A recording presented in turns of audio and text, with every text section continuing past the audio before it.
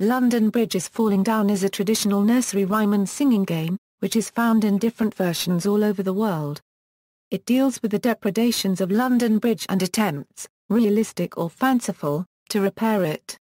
It may date back to bridge rhymes and games of the late Middle Ages, but the earliest records of the rhyme in English are from the 17th century. The lyrics were first printed in close to its modern form in the mid-18th century and became popular, particularly in Britain and the United States in the 19th century. The modern melody was first recorded in the late 19th century and the game resembles arch games of the Middle Ages, but seems to have taken its modern form in the late 19th century. It has a Roud Folk Song Index number of 502. Several theories have been advanced to explain the meaning of the rhyme and the identity of the fair lady of the refrain. The rhyme is one of the most well-known in the world and has been referenced in a variety of works of literature and popular culture. Lyrics. There is considerable variation in the lyrics of the rhyme. The most frequently used first verses. In the version quoted by Iona and Peter Opie in 1951, the full lyrics were: the rhyme is constructed of quatrains intricaic tetrameter-catalectic, which is common in nursery rhymes. In its most common form it relies on a double repetition, rather than a rhyming scheme, which is a frequently employed device in children's rhymes and stories. The Roud Folk Song Index, which catalogues folk songs and their variations by number, classifies the song as 502. Melody. A melody is recorded for London Bridge in an edition of John Playford's The Dancing Master published in 1718, but it differs from the modern tune and no lyrics were given. An issue of Blackwood's magazine in 1821 noted the rhyme as being sung to the tune of Nancy Dawson, now better known as Nuts in May, and the same tune was given in Richard Thompson's Chronicles of London Bridge.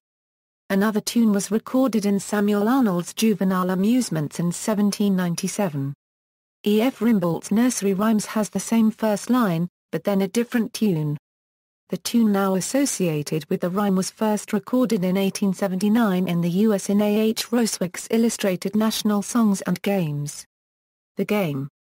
The rhyme is often used in a children's singing game, which exists in a wide variety of forms, with additional verses. Most versions are similar to the actions used in the rhyme Oranges and Lemons. The most common is that two players hold hands and make an arch with their arms while the others pass through in single file. The arch is then lowered at the song's end to catch a player. In the United States it is common for two teams of those that have been caught to engage in a tug-of-war. In England until the 19th century the song may have been accompanied by a circle dance, but arch games are known to have been common across late medieval Europe. 5 of 9 versions published by Alice Gomme in 1894 included references to a prisoner who has stolen a watch and chain. This may be a late 19th century addition from another game called Hark the Robbers, or Watch and Chain. This rhyme is sung to the same tune and may be an offshoot of London Bridge, or the remnant of a distinct game. In one version the first 2 verses have the lyrics. Origins. Similar rhymes can be found across Europe, predating the records in England.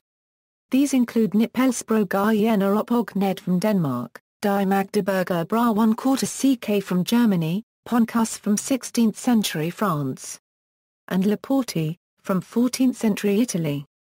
It is possible that the rhyme was acquired from one of these sources and then adapted to fit the most famous bridge in England.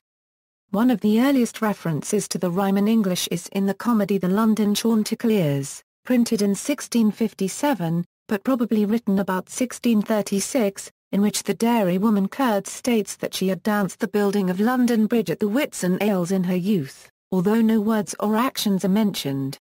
Widespread familiarity with the rhyme is suggested by its use by Henry Carey in his satire Namby Pamby, as the oldest extant version could be that recalled by a correspondent to the Gentleman's Magazine in 1823, which he claimed to have heard from a woman who was a child in the reign of Charles II and had the lyrics. The subsequent verses followed this form, each repeating in the lines below in place of London Bridge is broken down. The earliest printed English version is in the oldest extant collection of nursery rhymes, Tommy Thumb's Pretty Song Book, printed by John Newbery in London, with the following text. A version from James Ritson's Gamma Gurton's Garland is similar but replaces the last verse with meaning. the meaning of the rhyme is not certain. It may simply relate to the many difficulties experienced in bridging the River Thames, but a number of alternative theories have been put forward. Viking attack theory. One theory of origin is that the rhyme relates to the supposed destruction of London Bridge by Olav II of Norway in 1014. The 19th-century translation of the Norse saga The Heimskringla, published by Samuel Lying in 1844, included a verse by Attr Svati, that looks very similar to the nursery rhyme. However, modern translations make it clear that Lying was using the nursery rhyme as a model for his very free translation, and the reference to London Bridge does not appear at the start of the verse, and it is unlikely that this is an earlier version of the nursery rhyme. Some historians doubt that the attack ever took place. Child sacrifice theory. The theory that the song refers to the burying, perhaps alive, of children in the foundations of the bridge was first advanced by Alice Bertha Gomme in the traditional games of England, Scotland and Ireland, and perpetuated by the usually skeptical Iona and Peter Opie. This was based around the idea that a bridge would collapse unless the body of a human sacrifice were buried in its foundations, and that the watchman is actually a human sacrifice, who will then watch over the bridge. However, there is no archaeological evidence for any human remains in the foundations of London Bridge. Age and damage theory. According to Walt Disney's The Truth About Mother Goose, the rhyme refers to the deterioration of the original London Bridge due to a combination of age and the Great Fire of London of 1666. Until the mid-18th century, the Old London Bridge was the only crossing on the Thames in London. It was damaged in a major fire in 1633, but in the fire of 1666 this damage acted as a fire break and prevented the flames from further damaging the bridge and crossing to the south side of the Thames.